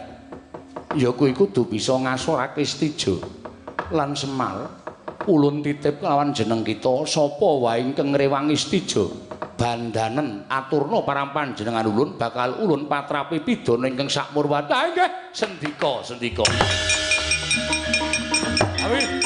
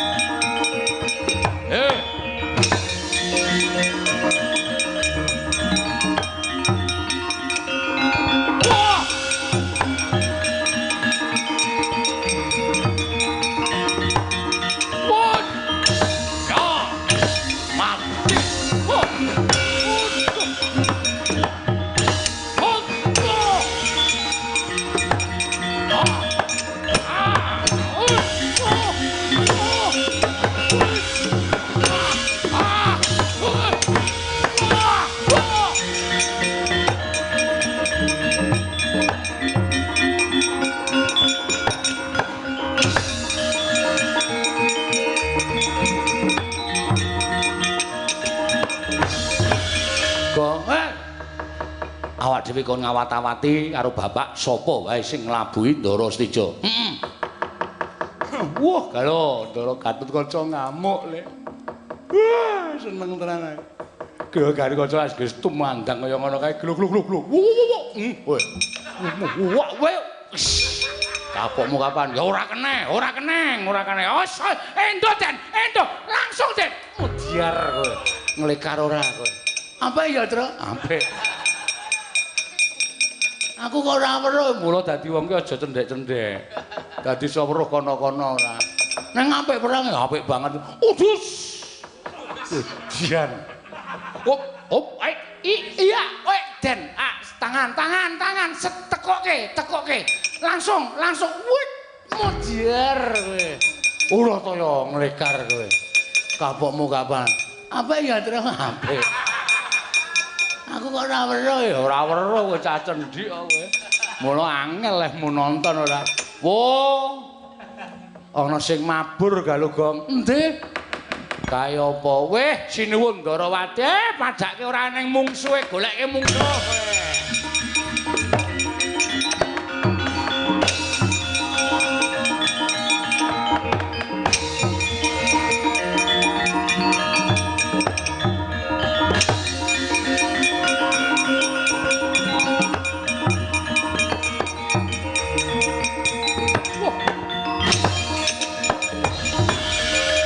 Prabu, iki Sedewa inggih. Nuwun sewu nganglang jagat sinambing liga pusaka Kyai Cakra Baskara. Badhe menapa? Ora ngopo-ngopo kok Yai, aku ming mlaku-mlaku. Menika tasih kesuken. Mlaku-mlaku kok isih peteng. Aku ki ming ngisis Kyai Cakra mboten. Aku ming ngisis panjenengan badhe menapa? Mboten ngaku kula rangket sowanipun. Kula suwanaken Sang Hyang Aseprana. Yai aja piye wong. Wis ladaran. Kowe lah. Dewa.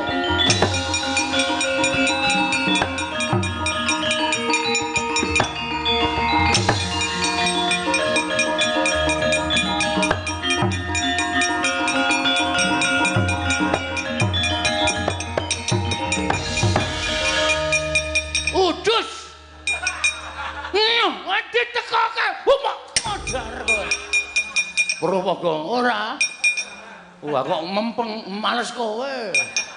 Aku nganti menyonyo endasku terus. Tok keplaki ora.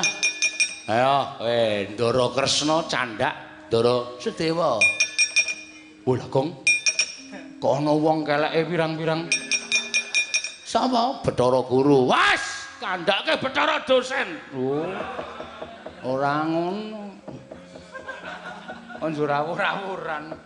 Didelok iki engko ki der ora, aja mung waton. Aja mung waton terus nyelekop, mung waton nyelekop ora masuk ora. Ah terus apa? Semar. Hah? Semar. Semar kok ngopo? Kon medhoke Bathara Guru. Oke, saiki, Cuk. Ya.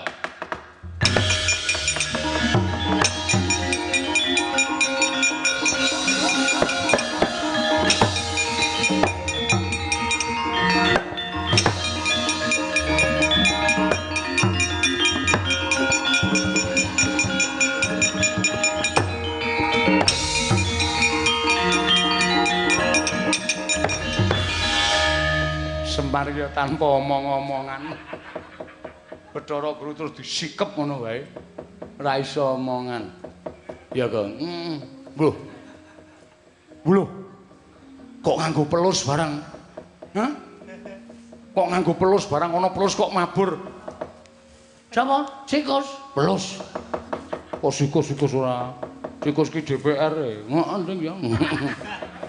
Ana pelus kok mabur. Wah. Pelus sama ula gede banget. Dudu ula kae, Truk. Sapa, Gong? Wes tak sawang as. Kae genah patung Taman Sari. Patung Taman Sari iki. Kae lho jembatan Taman Sari kae lho. Kok ora tau piknik. Jembatan Taman Sari kae ana ula Nagaraja. Ayo kae jenenge Sang Hyang Nagaraja. Waduh, sapa mungsuhe, Truk? Melayu, Gong. Nanti Pertapan Suhin.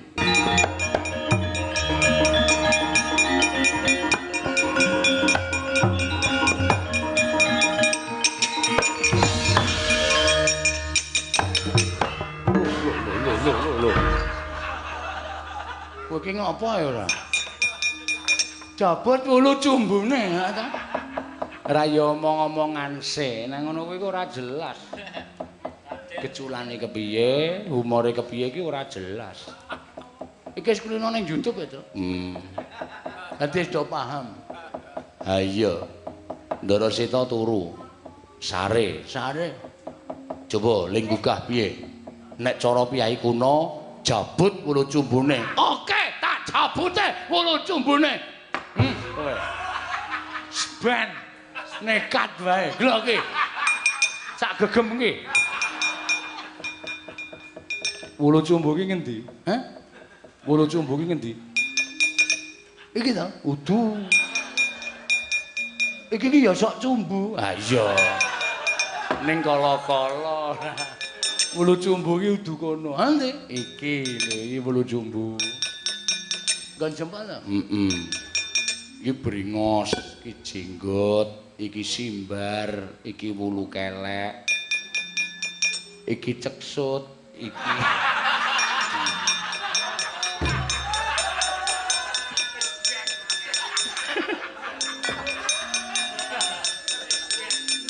wulu cumbu ki cedhak karo ceksut. Nah iya. Nek ora kena dijabut sak penake dhewe ora. Prastiwi ngerti artine wong ngerti karo cah. Cah nekat e kae.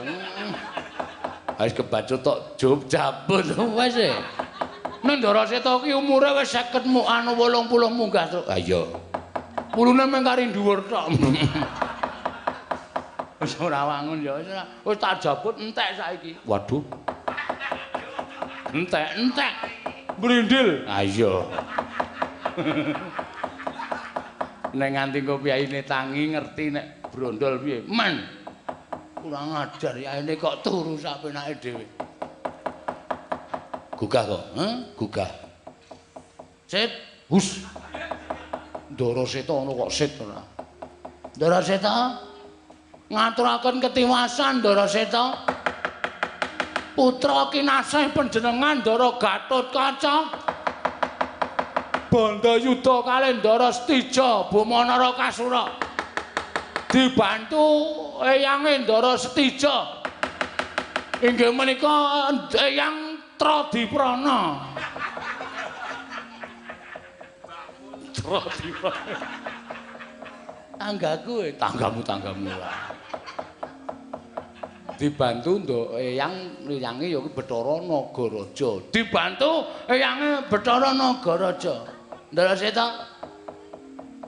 Kula triwudu. Wungu. Monggo Ndara mesakaken ingkang wayah Gatotkaca. Ndara Seta, mbok mresani wingking mrika dan mrika mrika mangpresani. Pun sepa sepi sepen.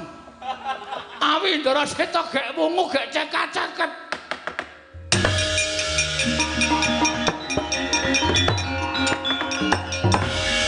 Nah ngono kok dadak aleman turu barang. Kaya konsumen iki isih akeh-akeh. 10 banding loro Maksudnya 10 banding loro. 10 korsine, loro penontonnya. Ha iya. Mula ayo gek cekak-ceket dirampungke perkarane. Tak trajangi dhewe wong anak ngono.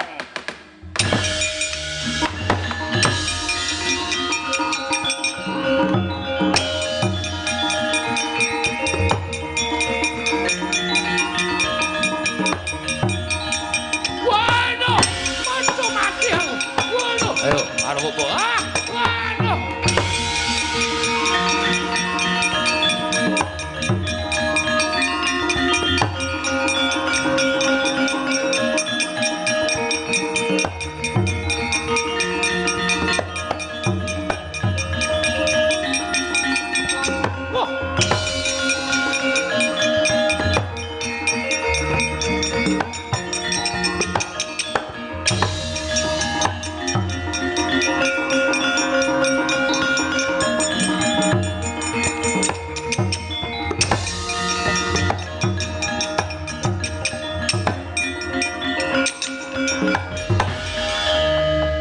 Kresna, kula wonten maring adhawuh. Ya nadyan Setija kuwi atmaja kita, nanging mestine kita kudu bisa nggelar lan gulung apa kang dadi pamutayat atmaja kita. Yen pancen becik bener, wong tuwa wajib ndombani, nanging ora bener. Wong tuwa kudu ngelingake marang apa ing dilakoni dening si anak. Iya, pukulun kula ngrumaos ing kalpatan lan kula nyuwun pangapunten. Tanrimaning Setija, kita ingkang kudu ngendhakake kamurkane. Yen to nganti kamurkaning Setija ora bisa mendhak lan saya banget duwe rasa gedhing kelawan jeneng kita, sesuk unduh-anduhane kita ingkang bakal ngunduh. Oh nggih, ngestaken dawuh nyuwun pamit pukulun sing ati-ati.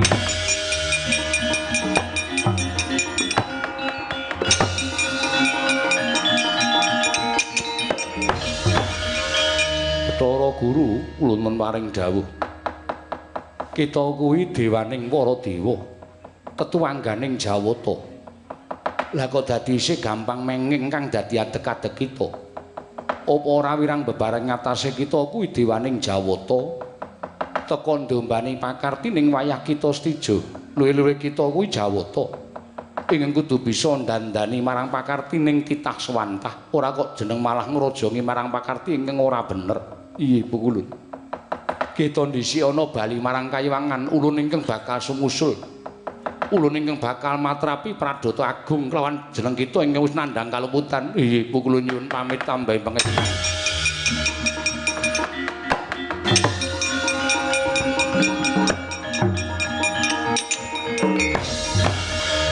Nagaraja wonten dawuh pukulun. Tuk sumbering perkara amung saka jeneng kita.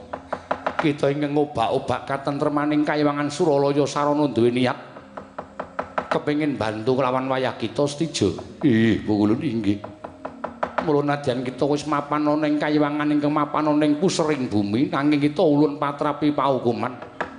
Kita ulun patrapi paukuman kudu nyangga bumi 1000 taun suwene. Aduh, inggih pukulun ngestaken dawuh.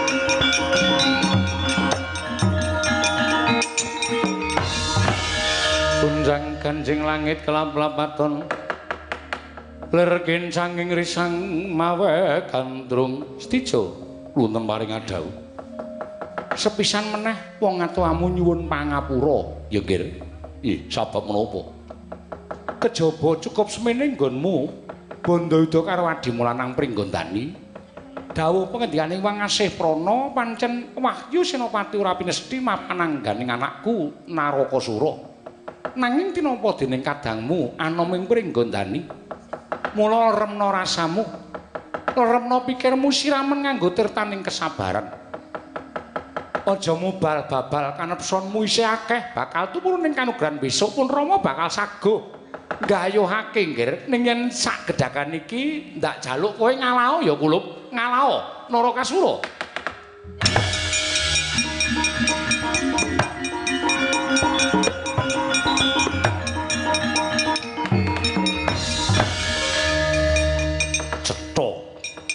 Cetha banget yen to saknyatane nadyan ngrepa panjalukku marang Rama Prabu Ndarawati mesti ora tau iso ndombani lan iso ora iso nglulusake apa tadi gegayuhaning Narakasura.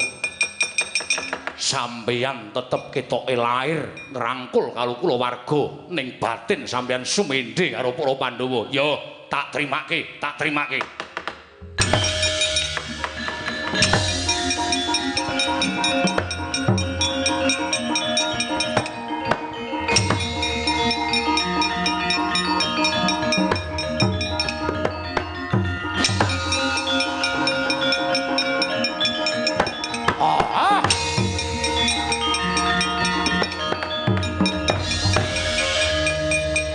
wektu Gustiku mundur pasuryane katon cawus geligaping paningal ora gelem nyawang karo patih Pancatnyana cetha yen kagol kogelan atine prajurit Ratu Trisna padha bela marang Sinuwun Prabu.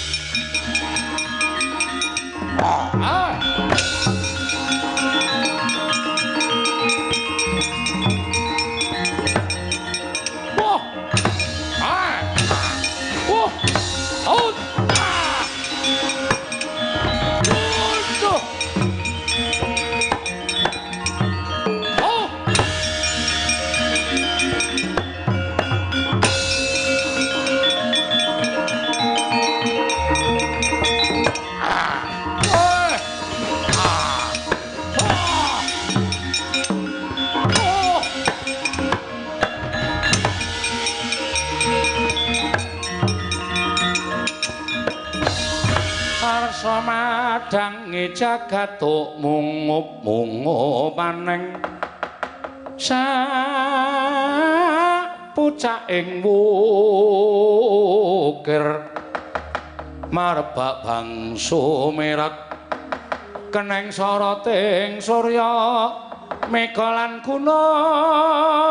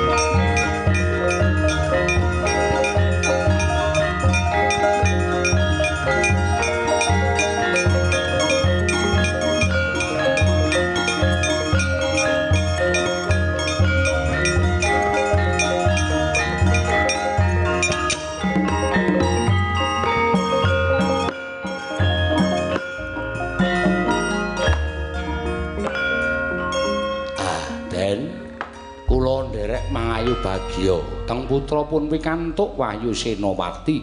Ya.